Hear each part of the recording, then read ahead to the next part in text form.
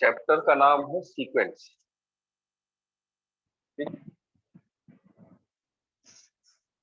What is the real function? What is the real function? The set of ordered pair. The set of ordered pair का मतलब क्या है? ये जैसे ये लिखा गया है, ये ऑर्डर्ड पेयर का है। क्या कहलाता है? The order pair. The set of ordered pairs in real number are no two ordered pair have the first coordinate are the same। जैसे समझे आप, जैसे यफ है, ये सेट है ऑर्डर्ड पेयर का 1 2 3 4 5 6, ये है। इसका पहला कोऑर्डिनेट क्या है? 1 3 5। यानी set of order pair in the real number are no first coordinate of the two order pair are the same. यानी किसी दो पेयर को ले, उनका फर्स्ट कोऑर्डिनेट सेम नहीं होना चाहिए। अगर फर्स्ट कोऑर्डिनेट सेम है वो रियल फंक्शन नहीं है। ठीक है, तो यहां देखिए वन फर्स्ट कोऑर्डिनेट का जो समुच्चय हम लेंगे, सेट लेंगे, तो क्या मिलेगा? 1 3 5। तो यहां सेम नहीं है, तो ये क्या है? Real function. अगर हम इस तरह से लें f इक्वल टू 1 2 1 4 5 6, ये रियल फंक्शन नहीं है। क्यों नहीं है? ये दो ऑर्डर पेयर में फर्स्ट कोऑर्डिनेट क्या है? सेम है, इसलिए ये रियल फंक्शन नहीं हुआ। एकदम क्लियर कि रियल फंक्शन किसे कहते हैं। अब आप कहोगे कि सर सेकंड कोऑर्डिनेट का, सेकंड कोऑर्डिनेट पे कोई प्रतिबंध नहीं है, सेम हो भी सकता और नहीं भी हो सकता। लेकिन फर्स्ट कोऑर्डिनेट जो है, फर्स्ट कोऑर्डिनेट का जो सेट निकाले तो वो क्या होना चाहिए? डिस्टिंक्ट होना चाहिए। यानी कोई मेंबर फर्स्ट कोऑर्डिनेट का रिपीट नहीं होना चाहिए। वो क्या कहलाएगा? रियल फंक्शन कहलाएगा। That is easily you can define the what, the set of ordered pair in the what number of the in the real number such that no two first coordinate are same in the ordered pair। मतलब कोई भी दो order pair का first coordinate same नहीं होना चाहिए, वो real number real function कहलाएगा। अब किसी रियल फंक्शन का डोमेन कैसे निकालते हैं या रेंज कैसे निकालते हैं? ये रियल फंक्शन है, ये रियल फंक्शन है, ये रियल फंक्शन नहीं है। तो डोमेन या रेंज रियल फंक्शन का ही निकलता है। कोई नॉन रियल फंक्शन है तो उसका डोमेन और रेंज नहीं, क्योंकि जब रियल फंक्शन ही नहीं डिफाइंड है तो उसकी डोमेन और रेंज की हम बात कर ही नहीं सकते। अब जरा देखिए, what is the domain of the f? क्या domain of f? Domain of f, that is very simple. Domain of f क्या है? इस रियल फंक्शन का डोमेन क्या है? The set of all the first coordinate, the set of all the first coordinate is called as what? Domain of the f. First coordinate का समुच्चय, यानी first coordinate का समुच्चय क्या हुआ? 1 3 एंड 5। ये क्या हुआ? डोमेन ऑफ द एफ हुआ। And how to determine what? Range of f. Range of f कैसे निकालते? The set of second coordinate of the real function of the order pair is called as what? The range of the f। range of f क्या हुआ? that is 2 4 and 6। यानी पहले coordinate का जो समुच्चय है ऑर्डर पेयर का वो डोमेन कहलाता है, और सेकंड कोऑर्डिनेट का जो है वो क्या कहलाता है? एकदम क्लियर।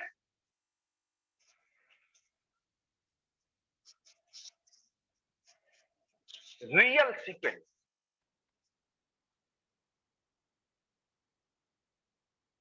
रियल सीक्वेंस किसे कहते हैं? यानी सीक्वेंस किसे कहते हैं? जब भी हम सीक्वेंस कहेंगे तो ये जान जाइए वो क्या है? रियल सीक्वेंस है, क्योंकि हम किसी और दूसरे सीक्वेंस की बात भी नहीं कर सकते। We are because we are studying what? Real analysis. तो जो भी सीक्वेंस होगा वो रियल नंबर होगा। अब कौन सा सीक्वेंस, कौन सा रियल फंक्शन जो है, रियल फंक्शन ही सीक्वेंस है, कौन सा रियल फंक्शन वो क्या कहलाता है? रियल सीक्वेंस कहलाता है। जिसका डोमेन जो है सबसेट ऑफ नेचुरल नंबर हो। क्या कहा मैंने? सबसेट ऑफ नेचुरल नंबर हो। कौन सबसेट ऑफ नेचुरल नंबर हो? डोमेन ऑफ एफ ना। जिस सेट का डोमेन क्या हो, सबसेट ऑफ नेचुरल नंबर हो, और रेंज जो है सबसेट ऑफ रियल नंबर हो, वो रियल सीक्वेंस कहलाएगा। बात समझ, बहुत बड़ी चीज क्या थी है। जिस सेट का जो डोमेन है वो सबसेट ऑफ नेचुरल नंबर होना चाहिए, यानी जो डोमेन है वो 1 होना चाहिए, 2 होना चाहिए, 3 होना चाहिए, 5 होना चाहिए। हाँ, और रेंज जो है कुछ भी हो सकता है, कॉम्प्लेक्स नंबर को छोड़कर। सेट जो उसका रेंज है वो सबसेट ऑफ क्या होना चाहिए? रियल नंबर होना चाहिए। तो वो क्या कहलाएगा? रियल सीक्वेंस कहलाएगा। Real sequence generally denoted by the what? That is s n r, ऐसे भी कह सकते हो। ये that is nth term of the what? Sequence. ठीक है, this is also nth term of the sequence. Sequence को हम ऐसे यूज करेंगे क्योंकि इस ब्रैकेट में बाद में बच्चे कंफ्यूज करते हैं कि मिडिल ब्रैकेट है कि सीक्वेंस है, इससे अच्छा ही है। ठीक है, अब जैसे हमने लिखा कि 1/n is sequence of 1/n is a sequence of what? That is 1 by 1. n क्या है? Natural number. For every n belong to what?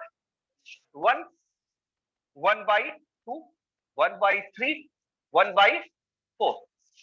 जैसे ये हमने लिखा n/n plus 1 is a sequence of what? That is 1/2, 2/3, 3/4, 4/, एकदम clear. जैसे हमने कहा कि -1 की power n is a sequence of what? That is -1, 1, -1, 1, -1 की power n into n, that is what? -1, 2, -3, 4, minus, एकदम clear.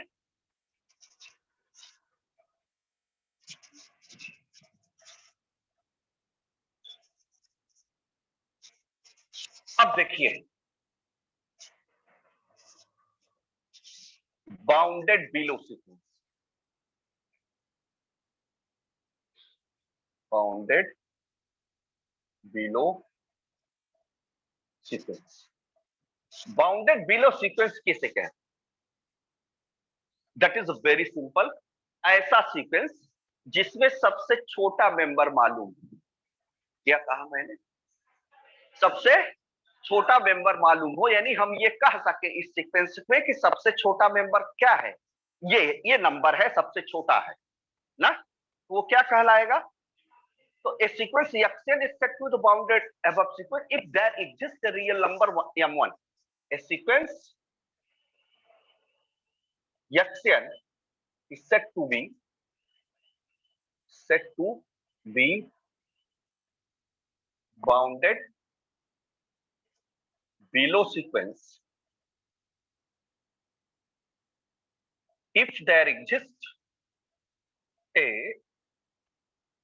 real number m1 such that m1 less than equal to xn for every n belong to capital N। समझे? इस line का मतलब समझे? जैसे हमने ले लिया इस सीक्वेंस, मान लो xn ये है, मान लो 1, 2, 3, 4, इसमें सबसे छोटा मेंबर क्या है ना? आप कह दिए कि देयर एग्जिस्ट रियल नंबर 1। 1 क्या है? 1 is less than equal to xn, यानी 1 क्या है? छोटा है सीक्वेंस के सभी पदों से। 1 छोटा है 2 से, 1 छोटा है 3 से, 1 छोटा है 4 से, 1 बराबर है 1 के। तो 1 is less than equal to xn. So that sequence is what? Bounded below by 1 because there exists a real number 1. 1 is less than equal to xn. In other words, you can say that if we have the any sequence and if we are representing the lower number, least number, then that sequence is what? अगर आपसे पूछे इसमें सबसे बड़ा member क्या होगा, तो कोई नहीं बता सकता, मैं भी नहीं बता सकता ना। तो सबसे छोटा मेंबर आपने बता दिया तो क्या हुआ? बाउंडेड बिलो सीक्वेंस हो गया। और अगर किसी सीक्वेंस में सबसे बड़ा मेंबर, अब यही कहना है, अगर बाउंडेड एबव कहना है, बाउंडेड एबव सीक्वेंस किसे कहते हैं? तो बाउंडेड एबव सीक्वेंस किसे कहेंगे? A sequence Xn is set with what bounded above sequence if there exists a real number m2, a real number m2 such that सबसे बड़ा मेंबर मालूम हो। सबसे बड़ा मेंबर मालूम होने का मतलब क्या है? सबसे बड़ा मेंबर मालूम होने का मतलब है कि उस सीक्वेंस का प्रत्येक पद जो है उससे छोटा होगा या तो उसके बराबर होगा, यानी Xn less than equal to m2 for every n belong to what? Capital N. अब for example a sequence what? -1, -2, -3, क्यों? इसमें सबसे बड़ा मेंबर क्या है? -1 है, तो क्या हुआ? Xn less than equal to -1, ऐसे भी कह सकते हो, या -1 greater than equal to Xn लिख सकते हो ना। तो that is very simple. Bounded below sequence जिसमें सबसे छोटा मेंबर एग्जिस्ट करता हो, बड़ा ना करता हो, और बाउंडेड अबव सीक्वेंस जिसमें सबसे बड़ा मेंबर एग्जिस्ट करता हो, छोटा मेंबर ना एग्जिस्ट करता हो, वो क्या कहलाएगा? जिसमें सबसे बड़ा मेंबर होगा वो बाउंडेड अबव सीक्वेंस होगा, जिसमें सबसे छोटा मेंबर होगा वो bounded below sequence. And question will be rise, what is the bounded sequence? What is the bounded sequence? That is very simple, जिसमें दोनों मालूम, जिसमें दोनों मालूम हो। दोनों मालूम का मतलब वह सीक्वेंस बाउंडेड अबव भी होना चाहिए और बाउंडेड बिलो भी होना चाहिए, वो सीक्वेंस क्या कहलाएगा? बाउंडेड सीक्वेंस कहलाएगा। So that means, in other word, you can say that a sequence Xn is set with what? Bounded sequence if it is a bounded below as well as bounded set. और दूसरी definition भी आप दे सकते हो bounded sequence की। A sequence Xn is set with what? Bounded sequence if there exists two real numbers such that m1 and m2, m1 less, यही definition है, देखो ये है और ये है, ये देखो दोनों को मिलाओगे तो क्या होगा? m1 less than equal to Xn less than equal to m2 for every n belong to capital. बात समझ में? तो बाउंडेड बिलो सीक्वेंस हमने बताया, बाउंडेड बिलो सीक्वेंस किसे कहते हैं? जिसमें सबसे छोटा मेंबर मालूम हो वो बाउंडेड बिलो सीक्वेंस कहलाएगा, जिसमें सबसे बड़ा मेंबर मालूम हो वो बाउंडेड सीक्वेंस कहलाएगा, और जिसमें दोनों मालूम हो। जैसे फॉर एग्जांपल इसमें तो बहुत दे सकते हो, 1 2 3 4 5, ये है, ये कैसा सीक्वेंस है? बाउंडेड सीक्वेंस है। इसमें लोअर बाउंड क्या है, अपर बाउंड क्या है? 5। इसको अगर मैथमेटिकली लिखना हो तो क्या लिखोगे? 1 less than equal to Xn less than equal to. बात समझ में आई? अब देखिए जरा,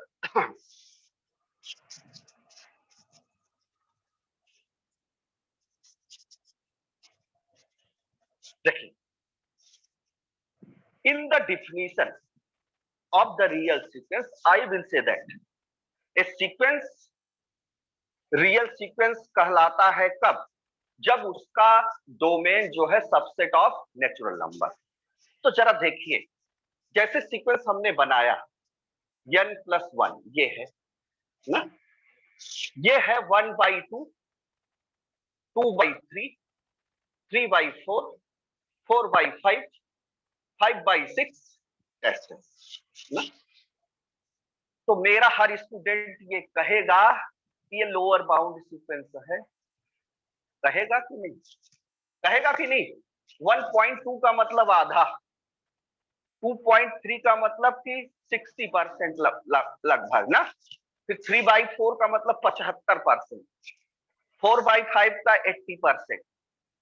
अगर हम इंफिनिटी तक भी जाते हैं तो ये नेचुरल नंबर 1 को क्रॉस नहीं करेगा। तो करेगा?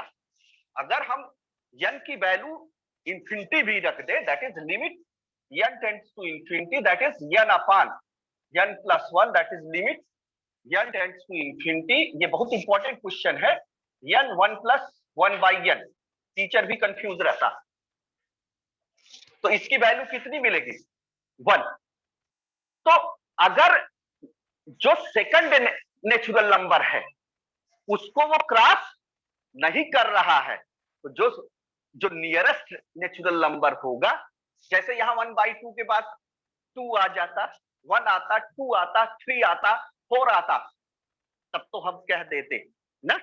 लेकिन हम कितना करें, मैक्सिमम चले जाएं 1 तक होगा, तो इसका जो मैक्सिमम नंबर होगा वो 1 होगा। क्या होगा? 1 होगा। क्या होगा?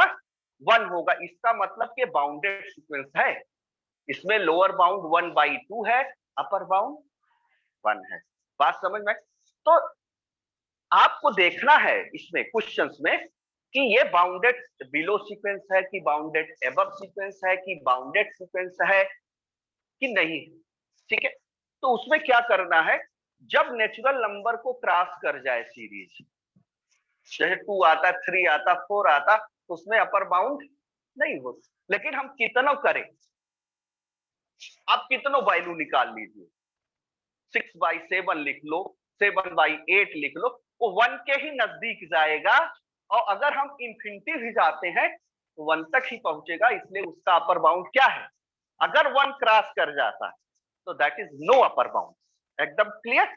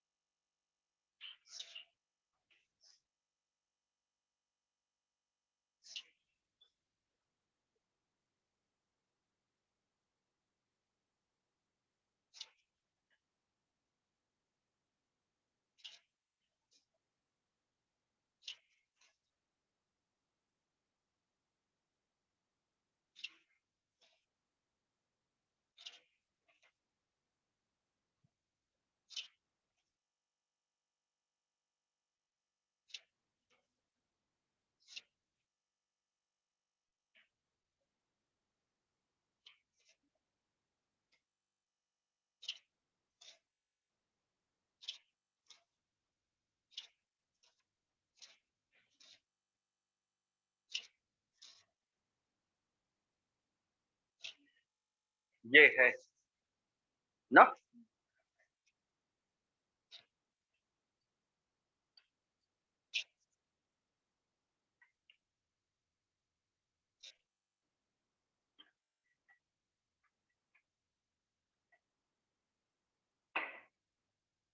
देखो सॉल्यूशन,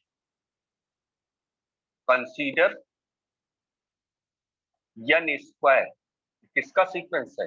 1 का स्क्वायर, 1, 2 का स्क्वायर, 4, 9, 16। क्यों? इसमें सबसे बड़ा मेंबर कौन है? नहीं है, तो क्या हुआ? सबसे छोटा मेंबर क्या है? 1। तो it is bounded, bounded below by 1, that is 1 is less than equal to xn for every। क्यों? 1 सबसे छोटा है या 1 के बराबर। B minus n square -1 -4 -9, that is क्यों? इसमें सबसे बड़ा मेंबर क्या है? तो it is a bounded above by -1, तो क्या हो जाएगा? Axial less than equal to,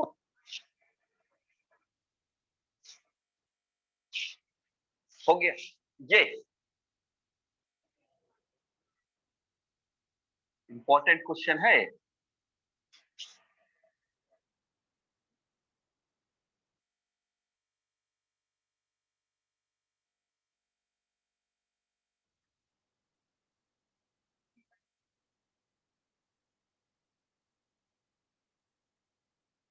क्यों? ये कैसा सीक्वेंस है? बाउंडेड है, क्योंकि हम कितनों करेंगे, वन से ज्यादा नहीं होगा। तो आप लिखोगे क्या? It is a bounded sequence because there exist two real number 1/2 and 1 such that 1/2 less than equal to xn less than equal to 1 for every n belong to n. D 1 minus 1 upon n, that is what 1 minus 1 की power 1 क्या आएगा? देखो, -1 की power 1 -1 से क्या हो गया 2, क्यों? फिर -1 की पावर 2 +1 माइनस, दैट इज 0. क्यों? इसमें सबसे छोटा मेंबर क्या है? सबसे बड़ा मेंबर. तो क्या हो गया? 0 less than equal to xn less than equal to, bounded sequence हो गया. अब हो जाए, कहीं कोई प्रॉब्लम? मिटाओ.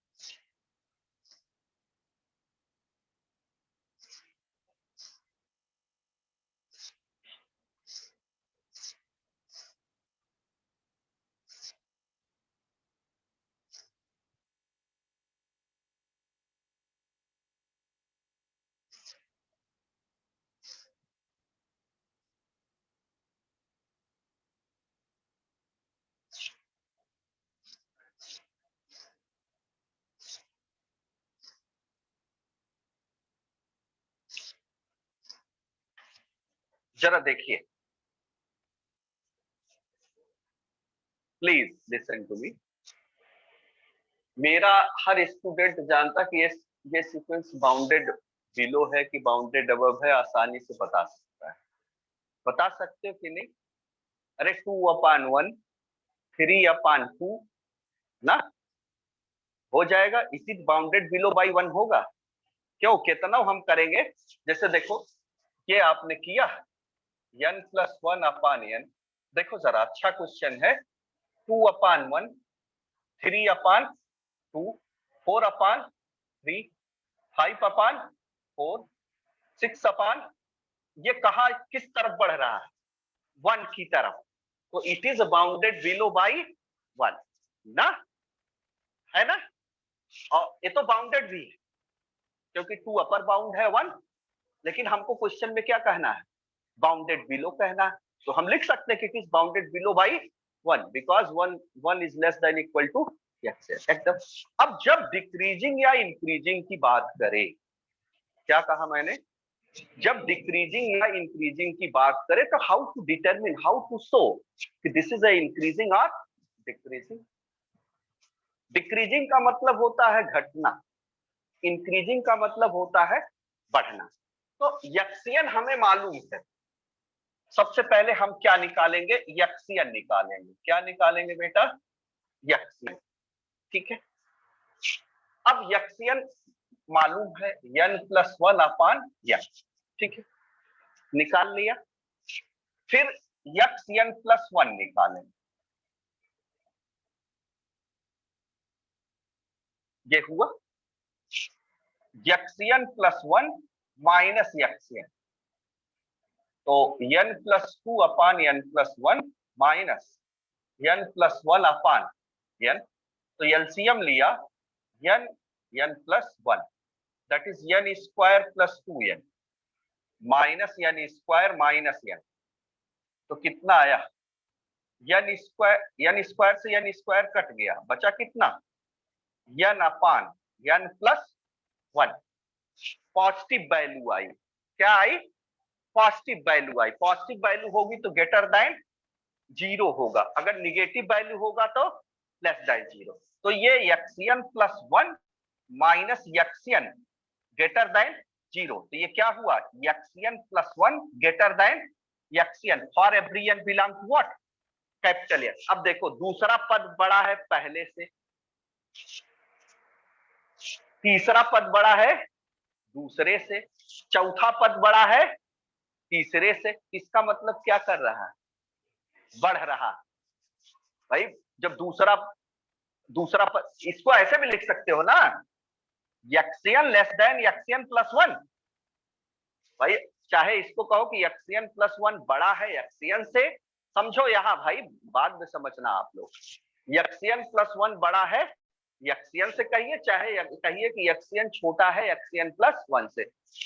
अब इसमें पढ़ोगे, इसमें पढ़ोगे कि दूसरा पद बड़ा है पहले से, तीसरा पद बड़ा है दूसरे से। इसमें क्या पढ़ोगे, पहला पद छोटा है दूसरे से, दूसरा पद छोटा है। इसका मतलब क्या कर रहा है, क्या कर रहा है,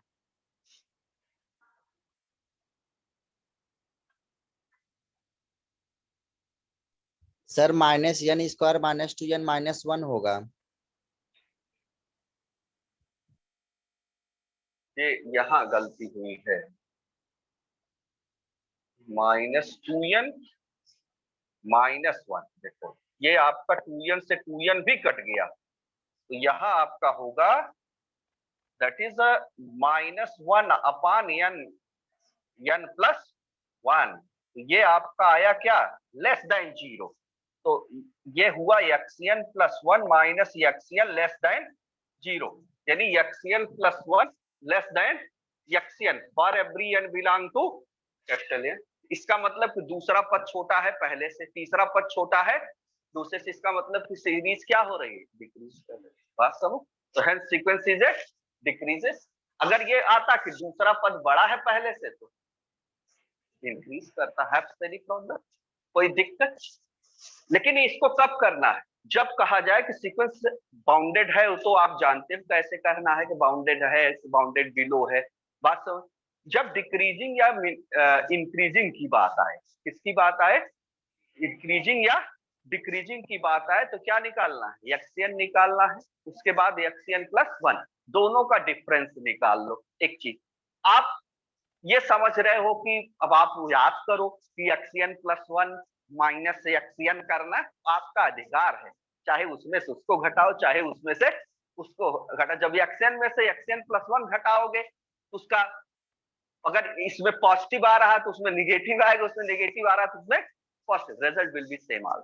नहीं समझे आप लोग मैं कहना क्या चाह रहा हूं, मैं ये कहना चाह रहा हूं चाहे इसमें से इसको घटाइए चाहे इसमें से इसको घटाइए, एक ही बात, रिजल्ट वही आएगा। बात समझ में आई। दूसरा क्वेश्चन जो है, दूसरा है ये n अपान n प्लस 1, n अपान n प्लस 1। तो ये आपका हुआ n अपान n प्लस 1। ये आपका क्या हो गया जरा देखो, ये आपका हो गया n प्लस 1 अपान n प्लस 2। तो n प्लस 1 अपान n प्लस 2 माइनस n अपान n प्लस 1। तो that is what, n square plus 2n plus 1 minus n square minus 2n upon n plus 2 और n प्लस 1। ये आपका कट गया बच्चा, बचा क्या, 1 अपान n plus 1 और n प्लस 2। तो that is what, greater than 0। तो क्या हुआ, x n plus 1 minus यक्सियन greater than 0। तो यहाँ क्या हो गया, यक्सियन प्लस 1 ग्रेटर देन यक्सियन हो गया, यानी दूसरा पद बड़ा है पहले से, तीसरा पद बड़ा है। इसका मतलब क्या कर रहा है, इंक्रीज कर रहा है। Have problem.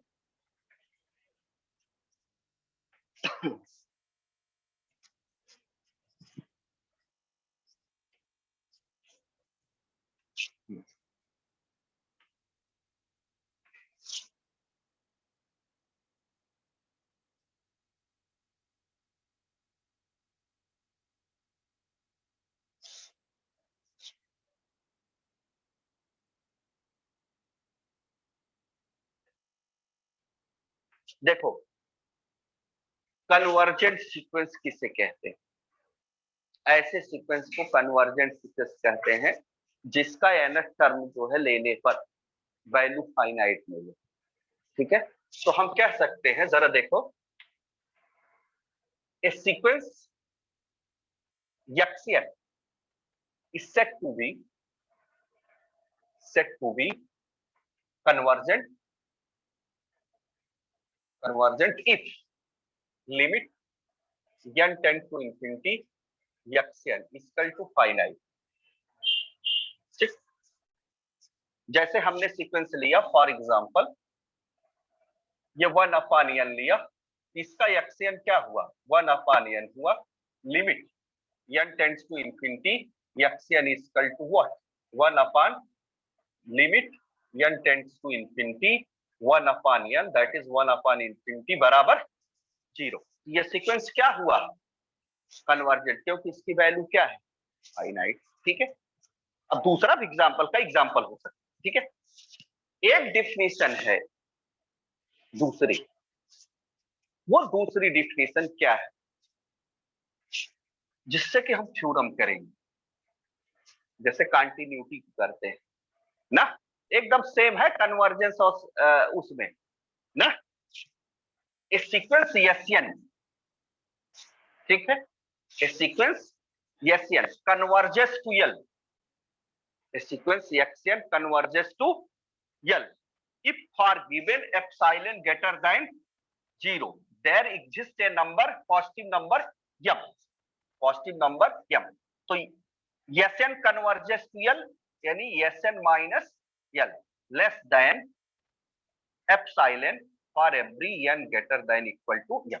ठीक है, अगर हम आपसे कहें कि Yaxian converges to L है, क्या कहें, Yaxian converges to L है, तो इसका मतलब कि आपको दिया गया है limit n tends to infinity Yaxian बराबर L, where L is called as what, limit of the sequence, where L is called as what, limit of the sequence. So easily you can give the two definition of the convergent sequence. A sequence Yaxian is said to be the convergent if limit n tend to infinity Yaxian is equal to finite. और दूसरी definition, A sequence Yaxian is converges to a number n if for given epsilon greater than 0 and there exists positive integer m such that mod of Sn minus L less than epsilon for every n greater than equal to m. That is same definition of the continuity and convergency of the sequence. अब continuity और convergent sequence की जब same definition हो गई, तो sequence किसे कहते हैं, तो सॉरी कंटिन्यूटी फंक्शन जब हम बात करते हैं तो आप लोग ये जानते हो अगर किसी फंक्शन का जो है left hand limit, right hand limit और फलन का मान उस बिंदु पे बराबर हो तो फंक्शन कंटिन्यूअस होता है. पढ़ा है कि नहीं पढ़ा है. और जब कोई फंक्शन की लेफ्ट हैंड लिमिट और राइट हैंड लिमिट बराबर हो तो फंक्शन क्या करता है, एग्जिस्ट करता है, फंक्शन एग्जिस्ट करता है. मतलब अगर कोई कंटिन्यूअस फंक्शन है तो ऑलरेडी वो एग्जिस्ट है, लेकिन अगर कोई एग्जिस्ट कर रहा फंक्शन, ये जरूरी नहीं कि वो कंटिन्यूअस है. कंटिन्यूअस होने के लिए उसको एक प्रॉपर्टी और सेटिस्फाई करनी पड़ती थी कि फलन का मान उस बिंदु पे बराबर होना, यही करते थे.